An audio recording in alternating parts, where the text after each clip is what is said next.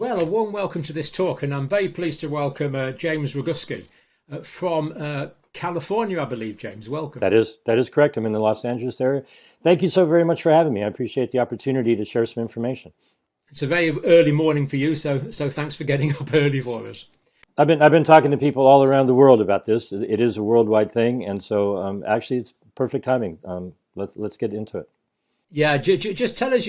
So we're talking about the WHO treaty, the International Health Regulation. What is in a nutshell, James, your main concern here? My main concern is that they're negotiating under fraudulent premise that what is going on are three separate things really that we need to talk about. And before anyone should even think about changing international law, I think it would be really helpful if they stopped and actually, had a commission or an inquiry or an investigation to actually learn something from the last 4 years rather than just double down and multiply the mistakes and make it far worse by just plowing forward without learning lessons from all of the things that have happened over the last 4 years. Yeah. So the World Health Organization just going on trying to assume these more centralized powers without really learning the lessons from the pandemic, because a lot of people think the WHO didn't do that well through the pandemic, actually. And so starting out with the details of the different topics, okay, most people are absolutely completely unaware that last May, on May 27th, 2022, during the World Health Assembly, a set of amendments to international regulations were adopted. Okay, and along with that are rules in the international health regulations that every nation has 18 months to reject them. You could just send a letter to the WHO and say, no, thank you. But here's what the problem is, and it goes all the way back to 1948. Many people talk about, will this or won't this cause nations to lose their sovereignty? And they're missing the big picture. Sovereignty and power was shifted from Parliament or Congress or the Senate over to an appointed delegate in each nation. And so there is no connection between people and the people who are purporting to represent us. And so what has happened is a brand new bureaucracy was set up in 1948 or whenever any nation joined. And so people think, oh, well, I'm going to speak to my representative in Parliament or in Congress, and they're going to be able to do something about it. But way back in 1948, certainly in the United States, the balance of power or the checks and balances between the legislative branch and the executive branch got shifted. And so what people don't understand is the amendments that were adopted last year are not like a treaty. They're amendments to an existing agreement, and there will be no signature needed. There will be no vote in Parliament or Congress or the Senate. The structure of how this operates is it is assumed that you're okay with what your delegate agreed to unless you proactively reject them under Article 61 in the IHR. And so that is the opposite of what everyone has been talking about, because the treaty that they're talking about, which really I'm going to try my best to continue to call that a framework convention, because that seems where they're headed. They did a very similar thing in 2003 with the Framework Convention for the Control of Tobacco. But coming back to the amendments that were adopted last year, there's an 18-month period where every nation has the opportunity to just say no. And we've wasted 12 months. There's been just absolute silence. As far as I can tell, not a single politician anywhere in the world has spoken a word about it. So we do have 6 months left. And in Canada, in the UK, in Australia so far, good people have stepped up and put in petitions, because those nations do have a petition system. Tess Lawrie in the UK put forth a petition so that it would be debated in Parliament. If you go to uk.stoptheamendments.com, you can sign the petition if you agree with it and want this to be discussed, because silence equals consent. And that's the difference. People are focused on the treaty, and the treaty arguably, and there's details to the contrary, but arguably a treaty would be reviewed by Parliament and the people would have a say. But that is absolutely not the case with these amendments. So the international health regulations that were actually approved on the 27th of May 2022, they'll come into force in 6 months' time unless someone actually stops them. What is in those that provisional set of amendments, James? I'll tweak that just a little tiny bit. The period to reject them is 18 months from last May, so that would be the end of November. They wouldn't actually come into force until 6 months after that, which would be May of 2024. And what that primarily did was there were a number of amendments that I exposed back in March of 2022 that the Biden administration had proposed.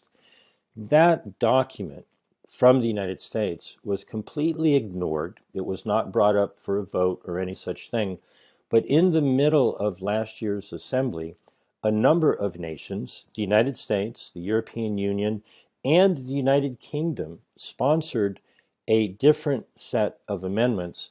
There were amendments to 5 articles, and the main important one was a change to Article 59 of the International Health Regulations, which would seek to shorten the time period that future amendments would then be, you'd have an opportunity to reject them or they would go into force. So the changes that are winding their way through this 18-month period would change that 18-month period down to 10 months.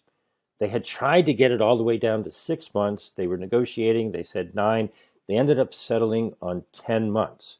So if that had been in effect for last year, we would have already missed the opportunity to reject them and time would have been up. They also changed the time period from 24 months to 12 months that it would actually go into legally binding effect. So they're tightening the schedule down for the next round of amendments. But the bigger issue, just to repeat, the time frame is important, and all of the details of the amendments that are being negotiated now are important, but it's important to understand that unelected, unaccountable, unknown delegates who meet in Geneva are empowered to make the decision, and then it is assumed that you're okay with it unless you proactively reject it. And it's not the people or the parliament who have the authority to do that. It's just whatever leader it is in your nation that has authority to communicate with the WHO. Now, in every nation that may be different, but that difference is a cognitive problem. People have cognitive dissonance about, well, somebody's going to have to approve this. No, it's acceptance by acquiescence. Your silence is consent. If you don't say no, or rather I should say, if President Biden doesn't say no, or if your prime minister doesn't say no, then it's just going to go through. And unfortunately, both the United States government and the UK government were the ones who sponsored this, and nobody ever told the people. And once these amendments come into force, I've had lots of people say, "Well, I'm not gonna follow these. I'm going to skip out of these." But this will be legally enforceable, won't it? Well, again, now we have to separate so as to not get confused. The amendments that were done last year were not the all-encompassing problematic amendments that people have been talking about.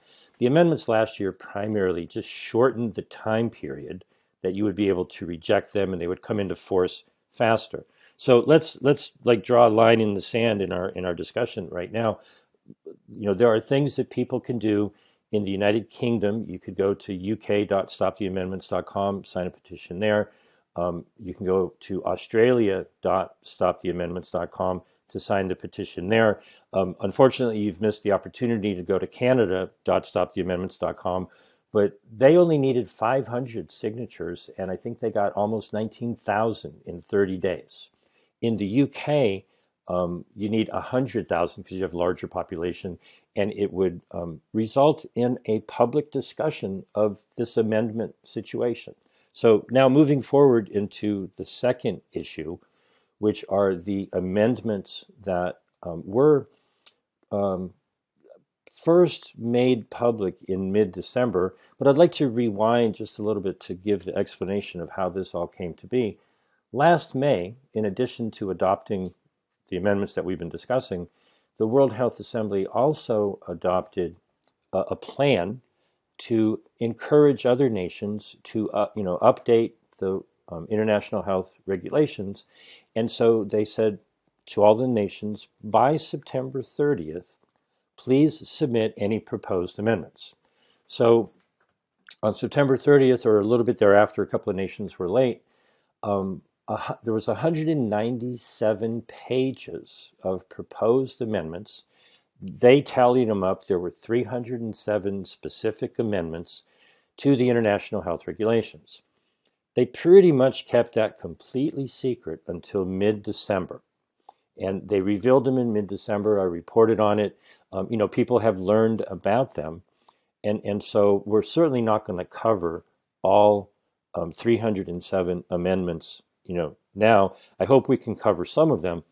But I think the question was, and correct me if I'm misremembering the question, what effect is that going to have? How is that going to be enforced? And, is it going to take away our sovereignty and so forth? Well, the actual answer to that is very similar to what we talked about before, with an added twist from Russia. Okay.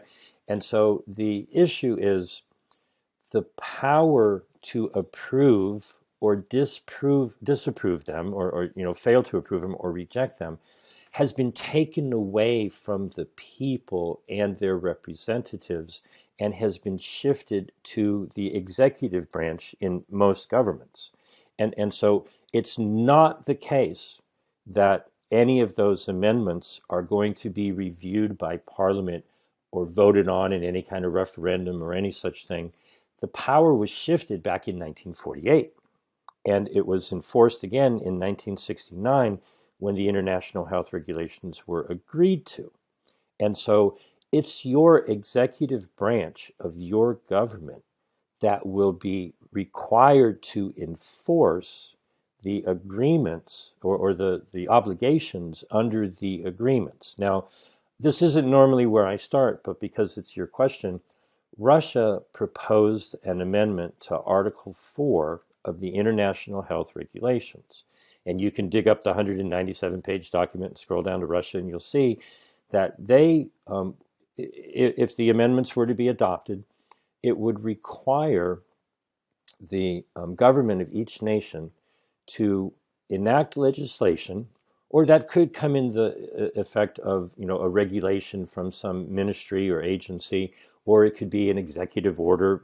However they might implement it, the nations would be obligated to enact legislation to have something called the International Health Regulations focal points, which I bet you didn't know you had one of those, John. Okay, every nation has a national IHR focal point, and their current job, their obligation, is if there is some kind of an outbreak in the nation, they are supposed to be in 24/7 communication with the WHO, and if there's a problem, and it could be a worldwide problem, if there's some sort of pathogen or a chemical spill or radiation leak or something like that, they're supposed to immediately alert the WHO and start the process of alerting the world. Okay? Well, everyone has an office in their nation that has that connection to the WHO, but they would require expanding the authority of that IHR focal point to enforce the obligations that have been agreed to if the delegate agrees to any subsequent amendments. Now, there's been a lot of talk about the many different amendments, and I'll try to touch on 3 or 4 real quick if you think that's the next thing I should probably do. Yeah, no, I'd like to do that, but I mean, this is just incredible. So we've got decision makers in Russia working through unelected bureaucrats in the World Health Organization, working through unelected bureaucrats in the United Kingdom and the United States to enforce laws on you and me. That's the soundbite.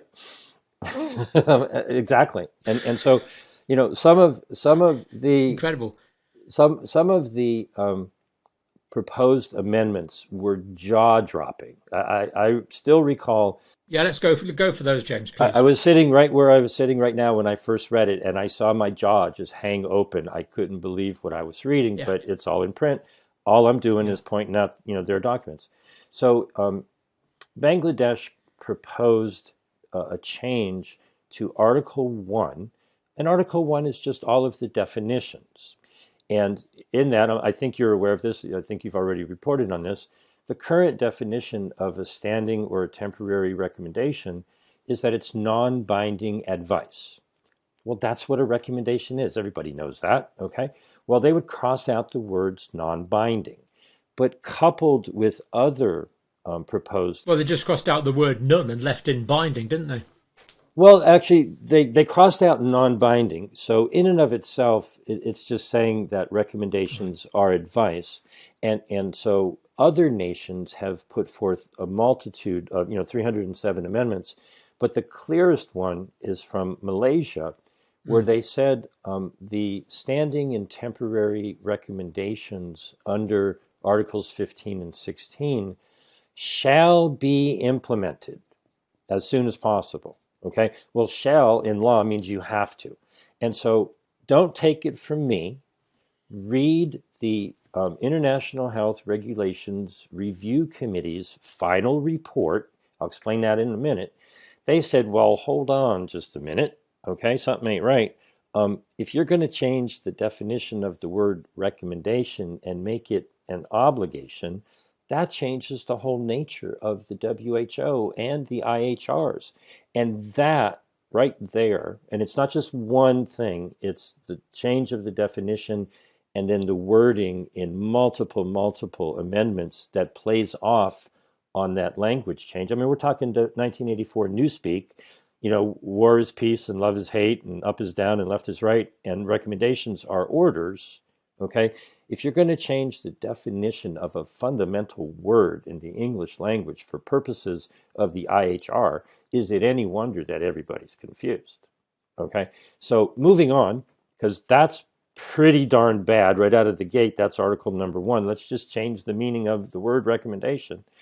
Article number 2 currently defines the scope of the IHR, the International Health Regulations.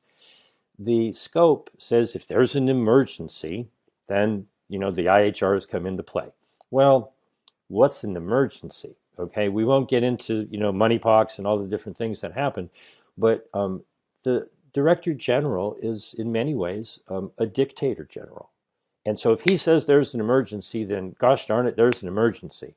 Well, they've actually expanded on that and changed the wording in many different amendments, not just this one, to state if there is the potential for an emergency, then he can declare a public health emergency of international concern, PHEIC, or fake. Okay. They also want to let the regional directors, there's 6 regions in the WHO, they want all of the unelected, I mean, pardon me, John, but do you know who your regional director is in the WHO European region? I mean, I don't even know who it is in the United No. States region. Well, that person would be empowered to declare a public health emergency of regional concern. So not only do they want to fake you, they want to FERC you, right? And so that expands the scope of just the fear-mongering possibilities, right? All right, let's get to number 3, which is the one that just made my jaw fall down through the floor. India proposed crossing out language in Article 3, and I think you've probably even reported on this one as well. When I read the International Health Regulations for the first time last year, and I got to Article 3, and it said that the regulations shall be implemented with full respect for the dignity, human rights, and fundamental freedoms of people. I took a breath and I said, well, that doesn't sound so bad. let me keep reading, right? I'm okay with that. There's a bunch of things in the current IHRs that I'm not happy with, and I would like to make some amendments, but it wasn't that one. And so when I read that India would cross those words out, they would cross out with full respect for the dignity, human rights, and fundamental freedoms of people. And you can read their document, and the lines going right through the words. I was It does. slack-jawed. I was slack-jawed. I was like, and then I realized, oh, wait a minute, James. I'm an optimist. That's a blessing. That is so egregiously, just flat out wrong. Okay. Well, Yeah. it maybe wasn't a mistake. Anyone can see that is outrageous. Anybody who sees that and says, "Oh yeah, okay, I'm tired of all that pesky dignity, human rights, and fundamental freedoms. That's been bothering me. I want to get rid of that. Let me hand it over to you." Yeah. I haven't met that person yet. I hope they call me. Okay, but this past week, on Monday the 22nd, there was a roundtable meeting about the amendments and the regulations, and actually, they're also bringing in the United Nations, which is something we probably won't have time to talk about. The representative, or I should say, the co-chair of the working group for the amendments to the international health regulations. He's from Saudi Arabia. He was speaking, from the table at this roundtable meeting, and he said something that again made my jaw fall. He said that we have to restrict rights when there's an emergency. And I was just like, he actually said that in public out loud for everyone to hear. Okay. And so now maybe in some cultures, um, they feel that that's appropriate. Okay. But anyone who believes in, the rights that are handed down to you from your creator understands that emergency be damned. Okay. We all have unalienable rights, and we can cooperate and you can ask me to do something, but you do not have the right to do a variety of things that include the decisions that I'm allowed to make with what I do with my body. But for someone to say in public that your rights must be restricted during an emergency, I'll be a little bold here, John. That man should be removed from his position. That is absolutely unacceptable to have the co-chair of the working group for amendments to the international health regulations have that attitude to the point where he could actually say those words in public. But it's not just an emergency. It's when the director general says there's an emergency or a potential emergency, or one of these bureaucrats. That, I mean, anyone can say there's an emergency at any times on virtually any grounds.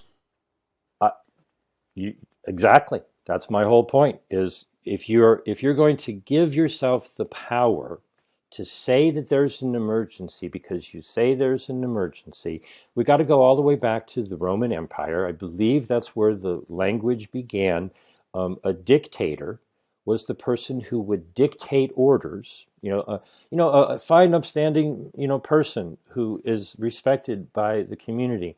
I've personally worked in situations, not, crisis emergencies, but, you got a job, you got to do it quickly. Things got to be organized. You got to, direct and dictate and delegate.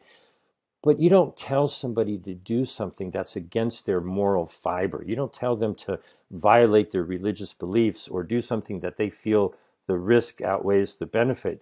You direct traffic, you dictate orders, you make things happen with respect, not dictatorial totalitarian control over what you do. And so the definition of a dictator comes from the person who's put in charge to dictate orders when there's an emergency.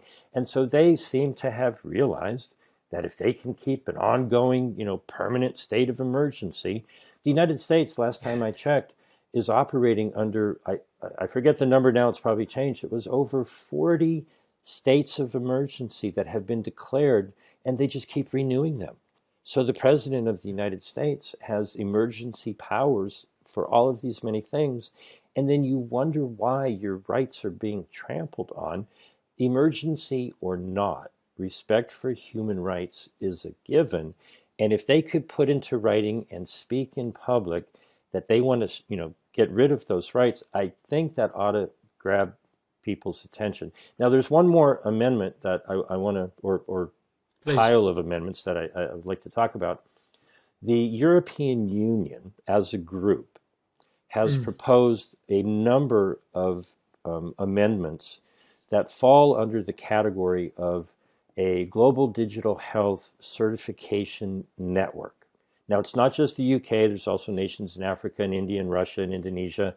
And the clue about this was given by the Indonesian health minister at the B20 back in November.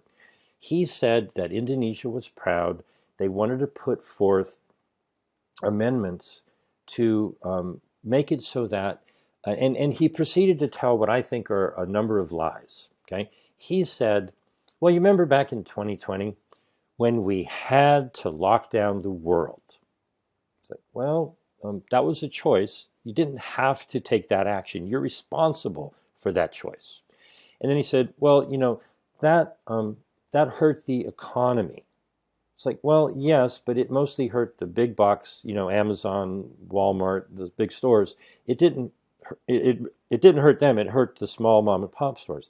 Then he said, well, what we want to do is have a vaccine certificate, a prophylaxis certificate, a testing certificate, a recovery certificate, so that if you're properly vaccinated, which there's a question there, I'll just leave it at that, or if you're properly tested, which might even be a bigger question, then you can move around.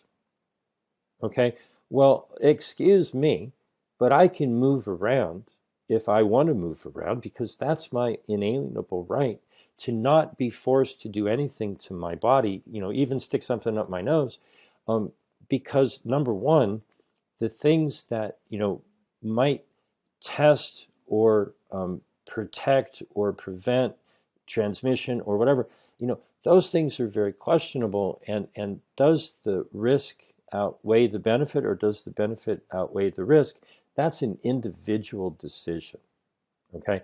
And so my concern, I have a whole website dedicated to it, is that that's the start of the global digital ID tracking and tracing China social credit system.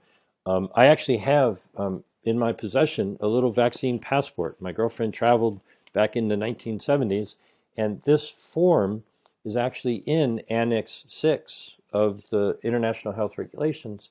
They want to dramatically expand that and digitize it so that everybody gets a unique QR code.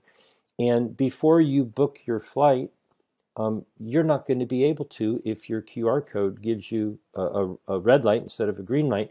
And with some of the things that we're going to talk about with the treaty, you might need one of those for your companion animal. If you're bringing your service dog on the flight, they're concerned with the One Health concept that, zoonotic transfer is treacherous, and that's where all pandemics are coming from. I'm not saying that they're implementing that yet for your pets, but that's the type of thing that they're talking about wanting to monitor. And so let's draw another line in the sand if we can, John. The amendments that are currently being negotiated, these 307 amendments from 94 nations, the United Kingdom did not submit any. To my knowledge, nothing. They may have been involved in the negotiations, but one might ask, if a nation did not submit any proposed changes to the IHR, wouldn't that mean that they thought that they were okay the way they were, unless they were cooperating with other nations, to do it on their behalf? To my knowledge, the UK did not submit, an initial batch of amendments. They did submit the ones last year, but where's the concern that all of the other nations are forcing these regulations on a nation that said, hey, everything's fine, leave it alone? Okay, so Just say something about the control of information and the definitions of disinformation that the World Health Organization are about to dictate to the rest of us, James. well, that's actually in the treaty. And so that's one of the areas where people get it all confused. Okay. There's one or two lines about that in the proposed amendments. So we'll transition just so everybody can compartmentalize in their mind everything we've been talking about so far. Okay, and this is what the petition in the UK and in Australia are about.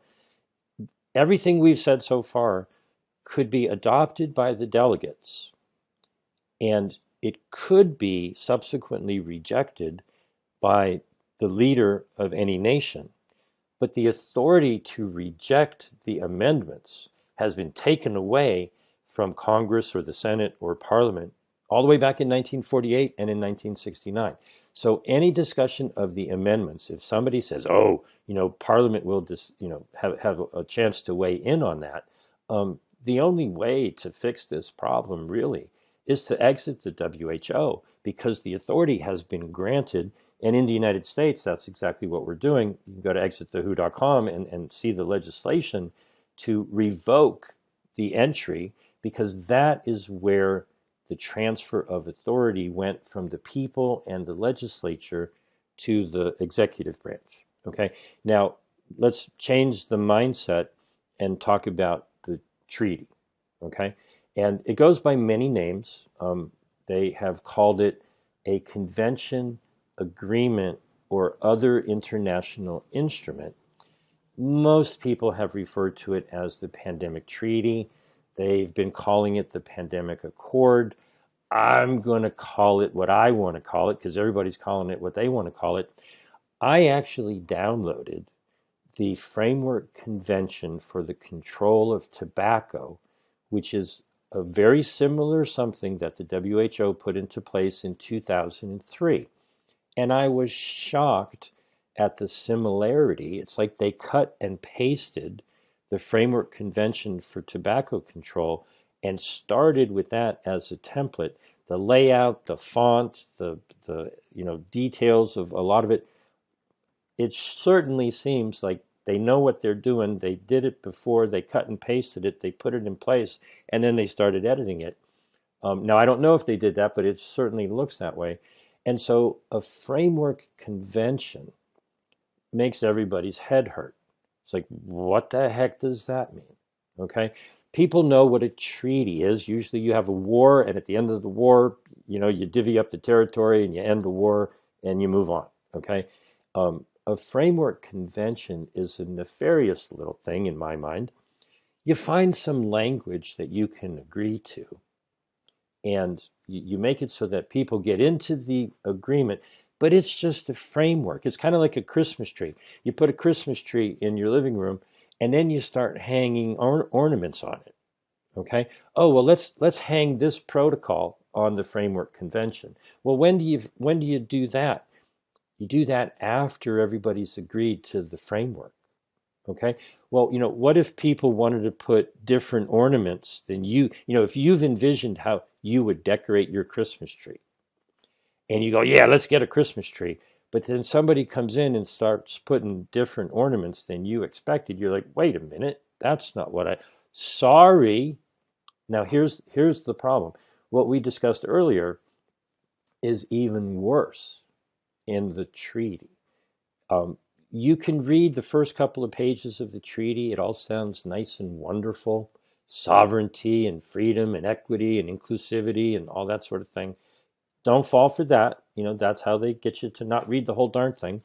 You could read the body of it, and we could talk about how they want to do a pathogen access and benefit sharing program, where they want all of the pathogens and genomic sequences to be sent to the hub in Geneva. You can talk about how they want 20% of all of the pandemic response products made to be either donated or given at affordable price to the WHO. You can talk about Article 18, which is what you mentioned, which is the censorship and the literally they have to tackle mis and disinformation. But I encourage everybody to go to chapter 3 on page 31 for the remainder of the document, because that is where you lose your sovereignty. And the manner in which that would occur is like a Russian nested Perestroika doll. Okay, It's bureaucracy inside of bureaucracy inside of bureaucracy, and you can't penetrate the layers. They would set up, if the treaty were to be adopted by the assembly and then signed on to by the various nations, they would become party to the treaty. So there would be a bureaucracy constructed, which would be the conference of the parties. You probably are familiar with that with climate change. They have a COP27. They're going to have a COP28. Stop the COP, okay? COP stands for Conference of the Parties, which is a bureaucracy that when the treaty is agreed to, and I will call it a framework convention, when that framework is laid out, the new boss, is the Conference of the Parties. Well, who chooses them? Who are they? They've listed 3 separate committees and a panel of experts who would be in charge of implementing the different agreements in the treaty. And that is where you lose control. Okay?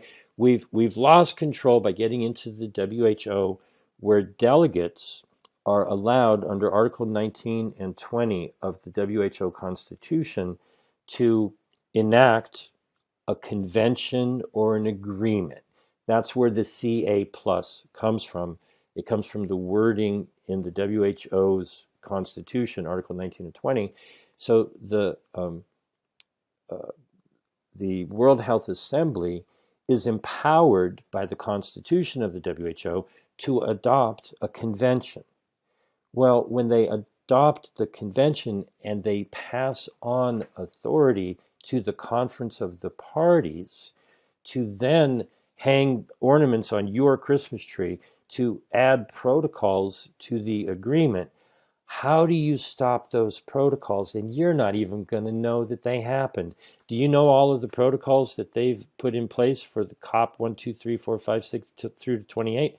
No idea. It's so far away from the will of the people that, it's dictatorial control. It might be oligarchic. It might not be, one dictator. It might not just be Tedros. It's this unknown, unaccountable, unelected band of authority figures who have been given authority when our representatives back in 1948 and 1969 and 2005 weren't paying attention, and they approved something, or they remained silent and just let it slide on in. This is how they slowly, in a creeping fashion, are working for the long run. Oh, give us, authority to make decisions for you in the future. And I say no. Okay? And so the thing I really want to talk about, and it's the important thing, and we talked a little bit about it, is none of this should be happening because it's all predicated on a decision that was made in 2021 at the assembly there. They decided to have a special session of the assembly in late November, December 2021. I'm going to guess most people didn't get a memo about that. You didn't get to weigh in with your delegate at late November 2021. What they ended up deciding was that, we need to have a treaty. Do we? Okay, well, nobody asked me, right? Well, if you can teleport yourself back to your mindset in late November of 2021, okay? We had a year of COVID, 2020, and then we had a year of jabs, and 11 months in, end of November, beginning of December, the attitude at the time, okay, and I can forgive anybody for any, information that they got that was, time sensitive or misinformation or incomplete or whatever.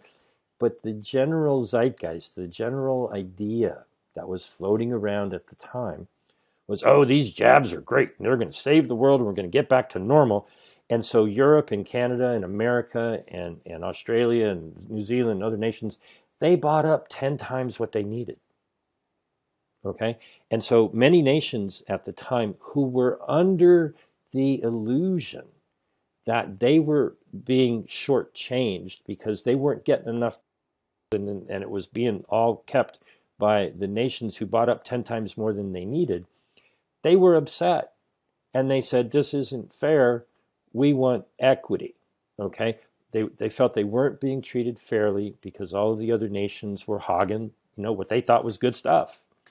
Well, count your blessings and be careful what you ask for, because the fact that they didn't get all of those may have turned out to be a blessing. But the mindset that triggered the process to create a treaty has not shifted. They are still of the mindset, if anybody reads the bulk of the treaty, it reads to me like a venture capital prospectus. They're going to have um, a logistics network. They're going to have a pathogen access and benefit sharing system. What does that mean, PABS? What is PABS? Okay, well, if you find a pathogen because you stuck something up somebody's nose, or you take a sample somewhere, or you do some genomic sequencing, share that. Everybody wants to have access to that information because that information is valuable. That becomes intellectual property, and you can monetize that. And so the benefits that need to be shared are all of the products that you can make because you've identified there's this scary proposed pathogen. Okay, then they want the manufacturers to operate under, I'll go back to the amendments, Article 13A, they want the Director General to be able to create an allocation mechanism so that he could immediately determine upon the declaration of the potential of an emergency that, these are the required pandemic response products that he has determined are needed, and tell country A to make those products and ship them to country B. And so the other aspects of what they want to build out are a laboratory network. Okay, and so the problem that we dealt with was this case-demic idea of, well, let's do all this testing. The more testing you have, the more cases you have. Forget that they're asymptomatic and they may or may not be spreading anything. But let's scare the crap out of people because we did a test of your farm or your wastewater treatment plant or your chicken coop or your companion animal when you took them to the vet, or every time you go to the doctor, we got to do a test to see if, boy, the best place to find some of the hardiest pathogens are in the hospital. They've got all kinds of antibiotic resistant stuff there. And so, fearmonger, fearmonger, fearmonger. They're building out what I call, I've stolen their acronym. My new acronym is PHEIC, fake. It's the Pharmaceutical Hospital Emergency Industrial Complex. They want money to flow as venture capital into building out this laboratory genomic sequencing, database management, surveillance network, so that they can scare the bejeebers out of everybody. There's no discussion of how do you make people healthier, how do you treat them when they're ill. This is venture capital. And again, the Indonesian health minister said the words out loud back at the B20. He was talking about what's now called the World Bank Pandemic Fund. It used to be called a FIF.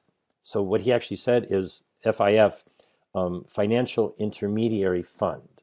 They get all of the nations, all of the large nonprofit organizations like Bill and Melinda Gates to put money into a big pile, and then they have intermediaries distribute it. Financial Intermediary Fund, the African Development Bank, the Asian Development Bank, so forth and so on, the WHO. And so the United States back in 2021 started the negotiations for this idea. In November of 2022, they announced it, and that's when the Indonesian health minister said, hey, everybody, he's talking to all the business people. The United States has started this FIF, this World Bank Pandemic Fund, as it's now called. It's ultimately going to be a $10 billion a year fund to build out pandemic response product manufacturing infrastructure. This is a great business opportunity, he said. Go invest.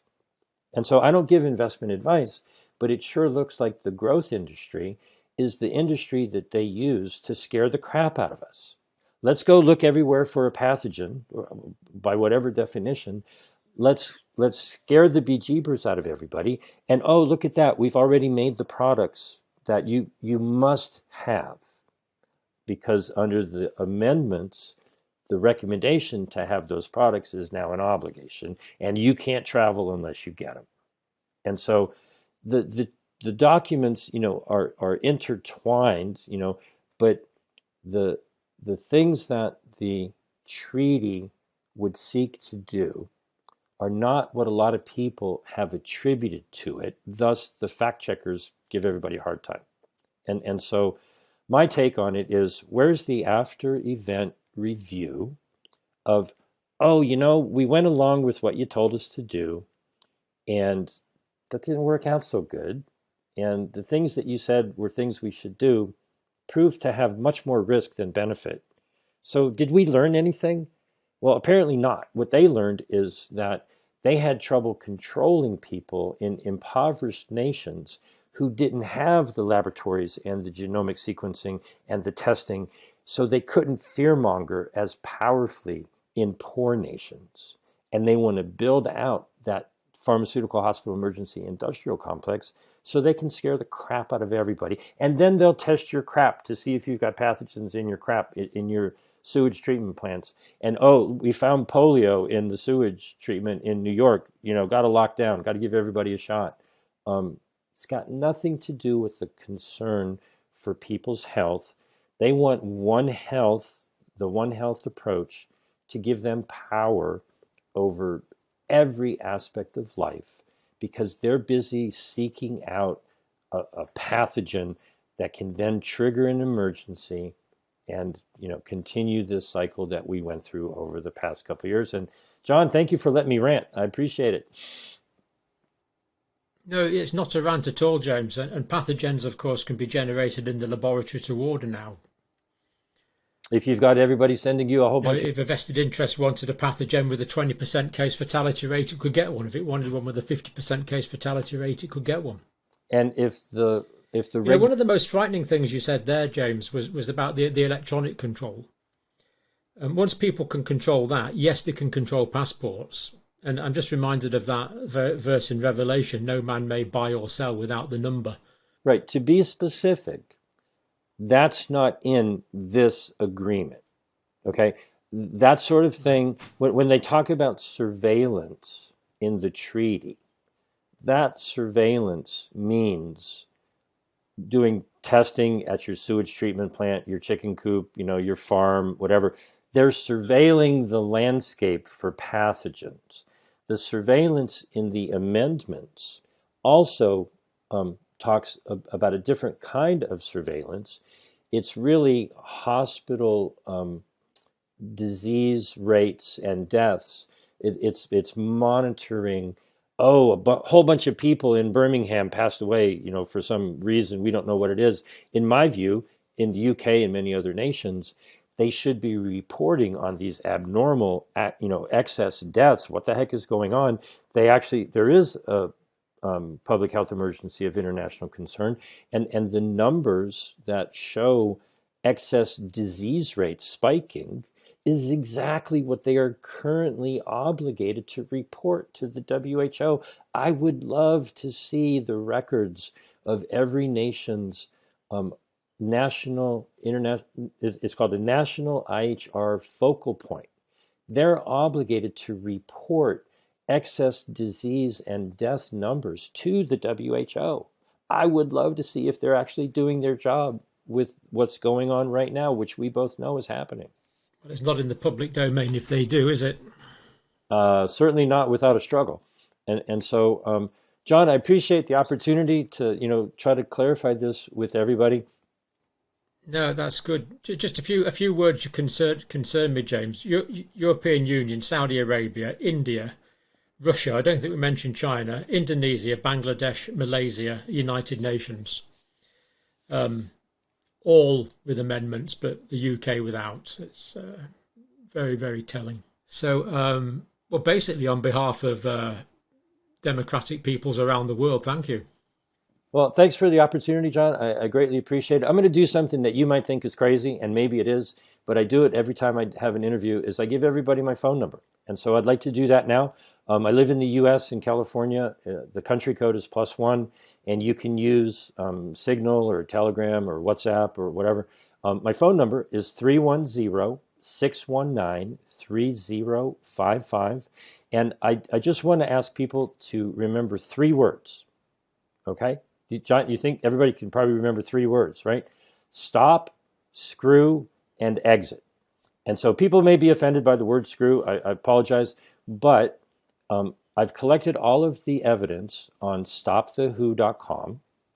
I have collected several hundred videos from regular people around the world who have spoken out about this. You can find and watch what everybody else had to say on screwthewho.com. And if you want to take action, because I think the appropriate action when a relationship has gone sour and someone is trying to take over control of your life, you don't negotiate for better terms. Forget the treaty, forget the amendments last year. We reject those. It's time to exit the WHO, in my opinion. So if you go to exitthewho.com, you'll get actions that you can take. And if you live outside the United States, just click on the button that says worldwide. And so this is a worldwide movement. And anybody who wants to, I focus on trying to give accurate, detailed answers that are backed by evidence coming directly from the WHO. I don't think I speculated too much during this conversation. I'm just trying to get people to straighten out this crazy pile of words that are coming out of the WHO, and I appreciate the opportunity to do that. Thank you so much. James, thank you. And of course, all the links will be in the description below. Check it out and do what you will with that. James, we really appreciate it. I can see the amount of work you've put into this and your dedication, and I really respect that. And thank you very much for your time today. Well, right back at you, John. Thank you for all you do.